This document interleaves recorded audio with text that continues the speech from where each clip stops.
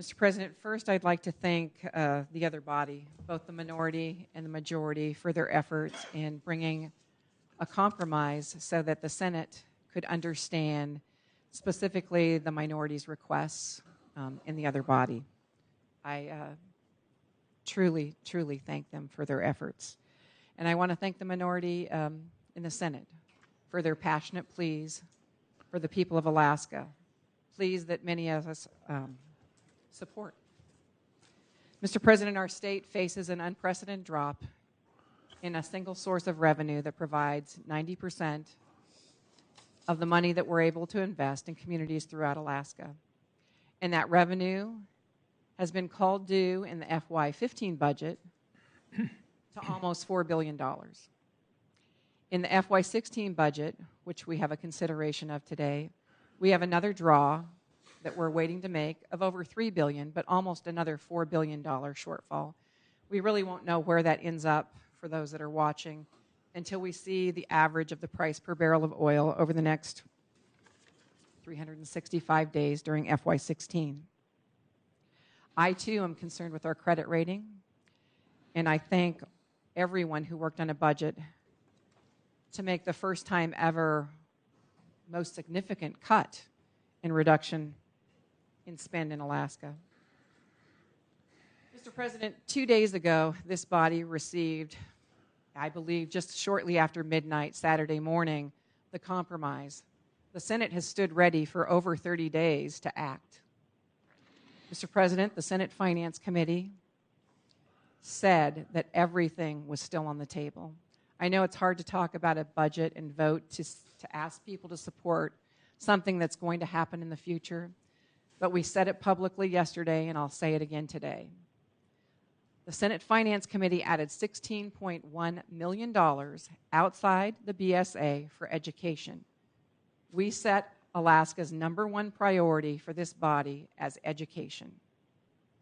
We have made sure that every component, and I can go through them, $700,000 for early learning, $2 million for pre-K, $2.5 million for the Office of Children's Services, $2.8 million for senior benefits, $1.75 for the Alaska Marine Highways, $5 million for the University of Alaska, $250,000 for public broadcasting.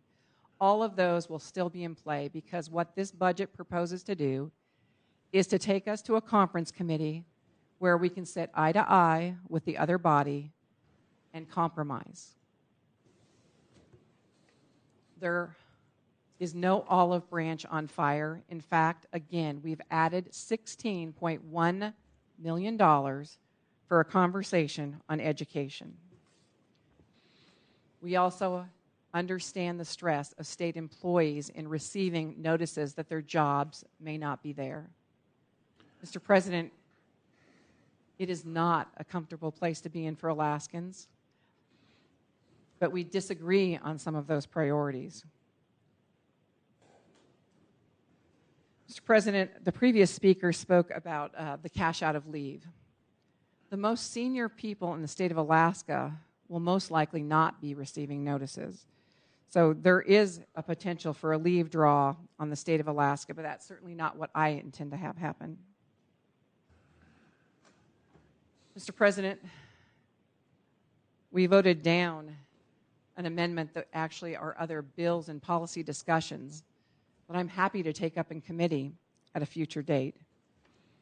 But having those bills sent to us an amendment on the floor, while I appreciate them all being consolidated, they were separate policy discussions on tax credits. It's been suggested through negotiations that we reduce the draw on the credits from $700 million to $600 million to $500 million, and today we heard a $91 million number.